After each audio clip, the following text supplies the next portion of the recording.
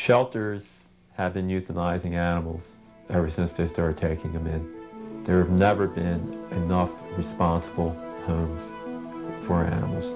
If there were 5 million animals that died every year because of feline leukemia or rabies, you can bet that there would be media coverage from one end of the country to the other. Well, 5 million animals are killed every year at least, probably more than that, in shelters in this country. It's a plague, and people don't talk about it. The media doesn't talk about it. They ignore it because they don't want to face up to what it really says about people. In the big picture, it has to do with the value that we place on animals. In the big picture, how does society treat animals in general? And do we put value into an animal's life? And it's really hard for people to accept that thousands and thousands of our closest friends are being killed, and we're not doing enough to stop it.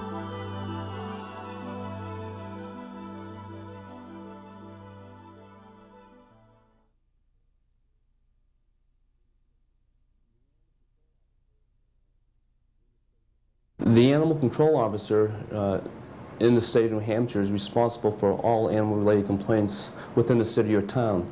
Our main focus is law enforcement, enforcement of the state statutes and local ordinances as they pertain to animals. That requires picking up stray animals, abandoned animals. We've had some horrifying cruelty complaints over the years. Numerous starving animals just left abandoned in apartment buildings. People move out, leave their animals behind. That's always horrifying to see. Some are very severe. How these things go for so long without getting reported in some cases is mind-boggling. Cruelty doesn't have to be taking a stick or something and smacking your animal, you know, abusing your animal that way. Cruelty could be something as not leaving food and water out for your dog while you're at work. Most of the animals we pick up as city strays, unwanted animals, people who just happen to be on the way to work or look outside and see a strange animal in their backyard will call us, and those are the animals that we do pick up and impound. When we first get an animal in, be it dog or cat, we check the animal for temperament, for health. It helps if we have past medical history from a previous owner. We vaccinate, we worm the animals. The cats get a feline leukemia blood screen, the dogs get a heartworm test if they're old enough, and then they're put up for adoption. We do see young, we do see old. I think we do see a lot of mothers with kittens. With dogs, it's more older dogs. Litters of puppies, kittens that come in here. In certain seasons, we have kittens coming in the building one right after the other. Certain seasons we have, at times, up to 3 litters of puppies here at a time. And if these animals were spayed and neutered, this wouldn't be happening. It's sad on a day that you see more incoming animals come in than what goes out. Well, a foster home is an in-between home until we can get an animal, a regular home. And people will call in and say, I found a stray cat and I can't keep it. And after we try real hard to get them to hold on to it, and that doesn't work, we'll put them on a list and pull them into what we call a foster home. And that's a family that generally owns their own home, and it can have an animal in their home and is going to spend the time to socialize the animal and feed it and take care of it. Our answering machine can field up to probably somewhere between maybe 60 to 70 or more phone calls a day.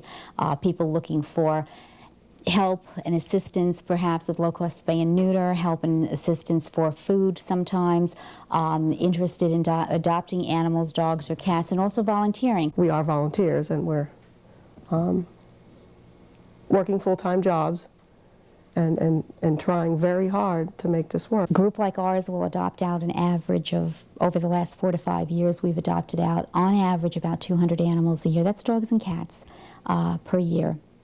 Okay, now you take us times how many humane societies there are in New Hampshire, using that as an average figure against 20,000 that are put down. It's a very insignificant amount that finds home and a very large amount of animals that are euthanized.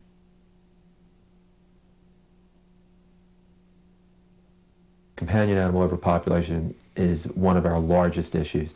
Always has been, always will be, most likely, until we get to that date somewhere in the future when overpopulation is not a problem, and that's going to be quite a ways off. It is safe to say that 75 to 80% minimum of all puppies and kittens born in this country every year never live to see their first birthday. Pet overpopulation, I think, is still a problem due to the fact that the public, I think, still has a problem perceiving the magnitude of the problem. There are different estimates, it's so hard to get a handle on it, but we think there are about 12 million companion animals coming into shelters every year, mainly dogs and cats.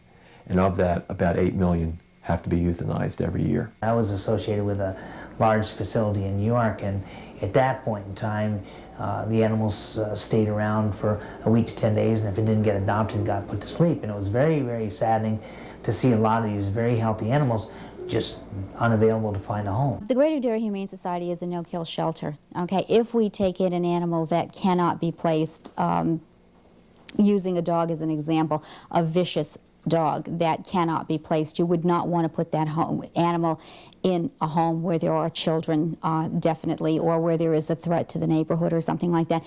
Then we would find a humane alternative. We're in this to save them, not to put them down. So I don't know that I would associate myself with a kill shelter. I have a hard time with the whole philosophy of kill shelter. And I know there's probably a million reasons why it works and why it needs to happen, but if I'm going to choose, and I would choose to do one that is definitely a non-kill. The shelter's full.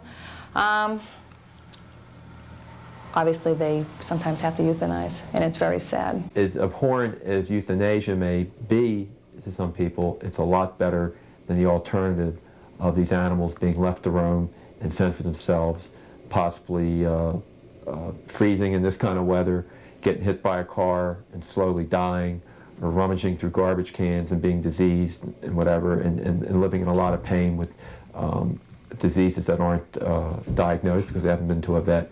It's not a nice existence. It's a real paradox that those animals have to die in our hands. We're the ones that love them the most, and we're the ones that have to bring about their deaths. We don't kill them. The general public is killing them.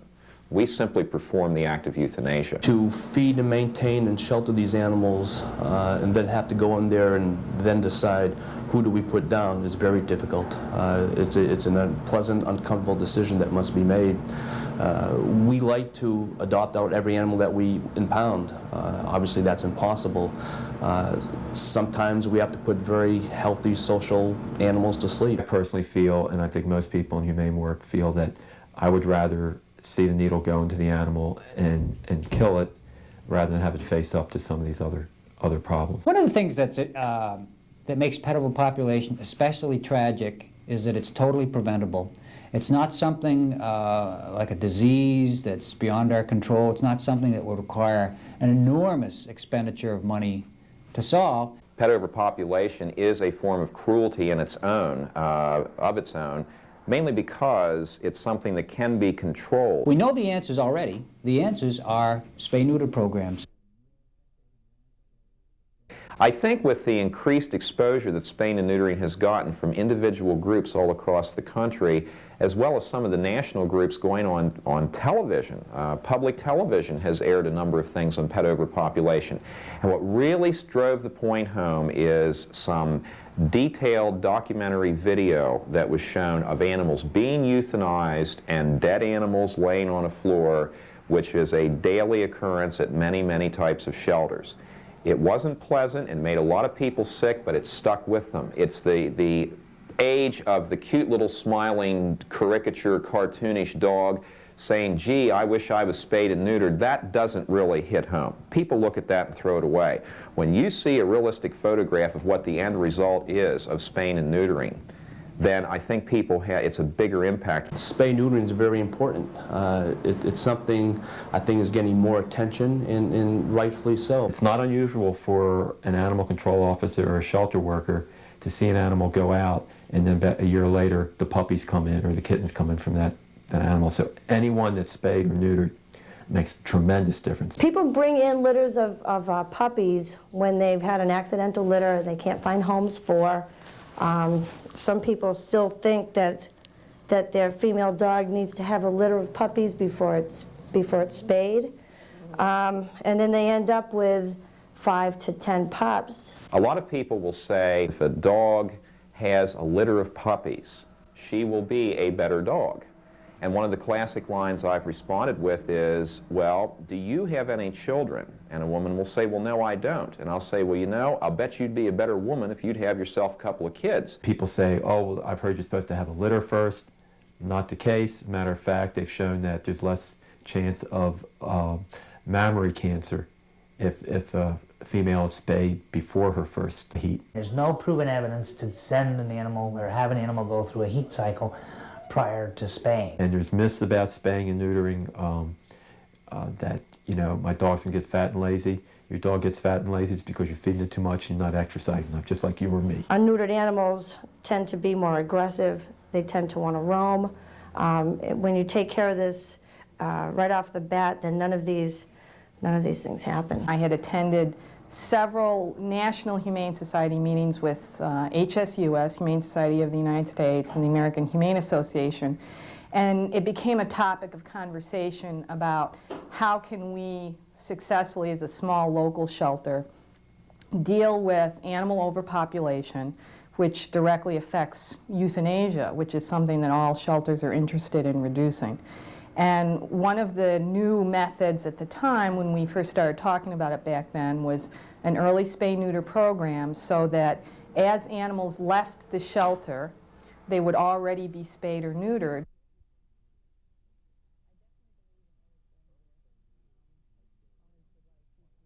Early spay-neuter has been around for quite a while, and we had been looking at it for quite a while too. We didn't want to be too quick to endorse it till we felt very comfortable. The early spay-neutering is said has really caught on predominantly in, well, probably the last 8 to 12 years. We looked at it closely to make sure that it worked as far as reproduction goes, and also that there was no problems with animals further down the road. The early facilities that were doing it were a facility in Oregon, and there's facilities all over the United States now that are doing it.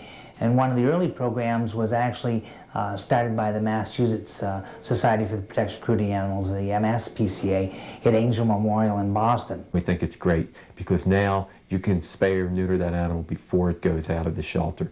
Because even with strong requirements and contracts for spaying and neutering, you never get everybody to comply. And now, after several years, the American Veterinary Association has accepted it, and actually at their last meeting they completely accepted the concept of early spay-neuter, but it was a difficult process. We had some negative reaction to veterinarians within our local area. Traditionally, through veterinary school and through the profession, we've always, it's been, I'm not saying etched in stone, that animals to be spayed or neutered at 6 to 9 months of age, but traditionally that's when it always been done. And it was more breaking away from tradition than anything else. Early spay-neuter is going to make a difference with the overpopulation of animals. Every animal that gets adopted out that is spayed or neutered is not going to contribute to the problem. As to why people waited until 6 to 9 months, they wanted to let them reach, the original thought was to let them reach their mature size before you did spay or neuter them, so it wouldn't slow down their growth hormones and slow down their size.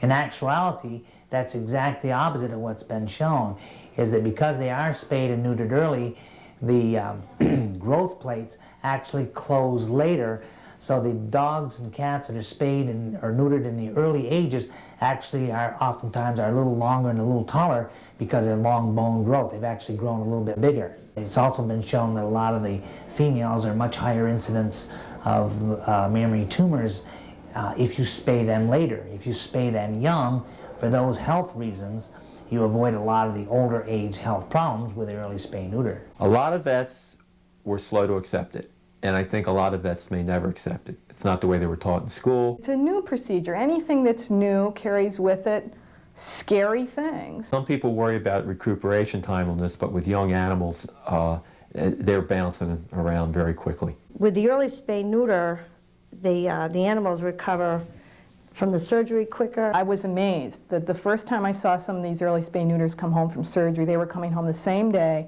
they were bouncing off the walls, and they looked fabulous. Within a matter of minutes, the animal was done. And within an hour to an hour and a half after the surgery is over, these kittens are up, climbing up on their climbers at home, playing with each other, the whole bit. We like to see them anytime after probably 8 to 10 weeks of age, when we feel that they're a little bit stronger as far as taking the anesthesia. And that's always been our problem in the past, or always been our concern. And I said the old time type of anesthesias were injectable intravenous barbiturates, and they were very slow to wake up out of those anesthesia. And again, in the real young animal that doesn't have all their systems working at 100%, it's hard for them to metabolize that anesthesia. Nowadays, as I said, with the gas anesthesia, it's a lot easier on their systems, and we don't have as many worries. We certainly are very watchful of the anesthetic, but again, the types of anesthesia we have today are a lot easier on their systems. The effect of early spay-neuter will, I think, reap results very quickly, because animals, dogs go in the heat normally 2 times a year, cats can go 3 or more times, and you can start producing a lot of animals. I think you've probably seen these figures before. They say something like a dog in six years can give birth, I think, to about 67,000 puppies, and a cat in 7 years is 420,000. I mean, everything's got to go just right, but that can happen.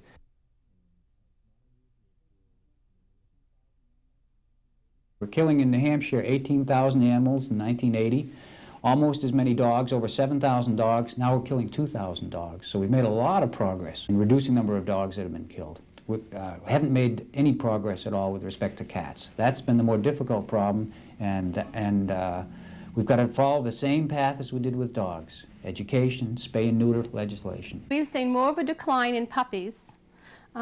Cats, not yet. I haven't seen it. In the springtime, that phone will ring off the hook for people giving up kittens. Cats can breed more often than dogs, and there's more cats out there. They're not licensed in most cases. Most cases don't wear any identification, and therefore when they're brought into shelters, there's very little chance that you're going to reunite it with an owner. Dog comes in with a dog license on it, it's very easy to reunite it with its owner, or even a rabies tag, and you can trace it back to the vet. Cats don't even wear rabies tags. The cats roam the city streets at will. They're not identified, they're not tagged.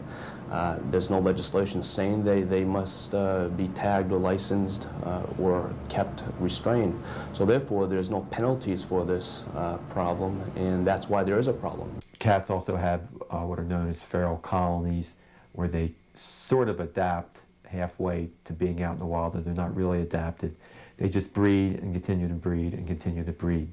Shelters get in a lot more cats than they do dogs. I think people think cats are very residual and will find a home and will find food and will find, or somebody else will deal with it if I leave it or I dump it. And that's not what happens out there. I won't say people take better care of their dogs, but they just seem to be more aware of what they're supposed to do. I see so many people come in, their cats, they let them outside, they get hit by cars or hurt by other animals, and they come right back just looking to replace the cat. Dogs, I have had people come in and wait a couple weeks, maybe a month or so before they get another dog.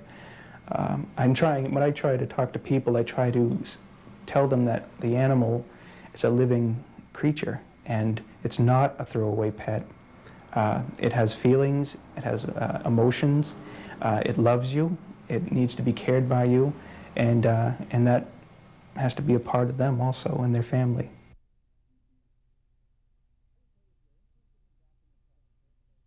I would tell you, if you're interested in adopting a pet, the first place to look is a shelter. And there are shelters in every part of the state, very well-established and progressive shelters. That's the first stop. And the shelter people will help you. You know, it's important they'll find the right match for you. The procedure, if it was on the phone, I would tell you, first off, I'd say we need your whole family here for the adoption. That's just to make sure that the animal is going to be comfortable with everyone in the family, and everyone in the family is going to be comfortable with the animal. We do get a lot of people in here who are very timid around dogs, and some people who are even very timid around cats. So we want to make sure it's going to be a comfortable setting for everybody. for the animal and for the people coming in. First of all, we ask that the whole family comes, so that this just isn't a mom thing or a dad thing or a kid thing. The whole family comes, and we always have coffee or drinks, so we spend some time. Keep them here as long as you can, and you watch what they do when they see the animals. Are they, oh, this is wonderful, did they get on the floor? Do they sit with them on the couch? Do they allow the animal to walk all over them? Are they upset about the fur on them? They look at the couch and say, oh, this. I say, yeah, cats do that, they scratch. See those, what are you going to do if they scratch your couch? These are some things you can, if they right away say, oh no, I didn't realize they're going to scratch. Uh-oh, we've got a problem. And if they realize that, there are alternatives, and they say, well, give me some of those, how can we work that out? And if they're willing, you can, talk about scratch and post, you can talk about water bottles, you can talk about pennies in a Band-Aid box, there's a lot of other alternatives. I want to see how much time they're going to spend with the animal. If someone's going to be gone 15, 16 hours a day, that's pretty hard to leave an animal home by themselves, unless you have an animal that's independent also, which pretty much any situation we can work out somehow. In that situation, we can work that out. I also want to know if they have a present vet, make sure that the animal is going to be kept up on all of the shots that are required. I also want to make sure when I'm talking to a person that they're going to love this animal and make it a part of their family. Our policy is that if the animal hasn't already been altered, because maybe it's too young or the prior owner just didn't do it, that they will sign a contract and that they will have it done, whether it be within 10 days because the animal is already old enough, or if it's a kitten or a puppy and they have to wait until it's such and such an age, that they will follow through with that, and we do check up. At the Animal Rescue League of New Hampshire, like many others, there is a contract that must be signed by the person adopting the animal where spaying and neutering must be done. It is a condition of the adoption agreement. Some people expect to take the cat or the dog home for free or for a small price.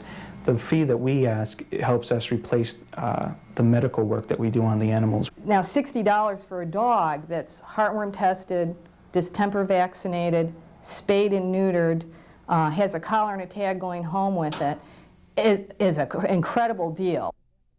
If that's a problem for people, then certainly we have to look at, do you have the money available to support a dog? I see people who have come in that maybe are very lonely, look a little lonely, and suddenly they leave, they're either crying or laughing, and they're very happy. So it makes me feel good that I was able to help someone.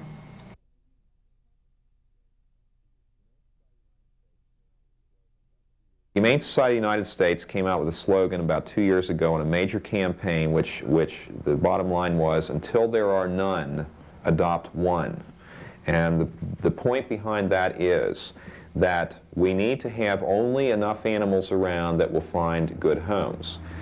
If it gets back to the point where there is some selective breeding done of mixed breed animals, so be it. Wouldn't it be great if we could get to that point? But we're nowhere close to it yet. Legally trying to tell everybody that they can't breed is very difficult, so we're asking for a voluntary moratorium.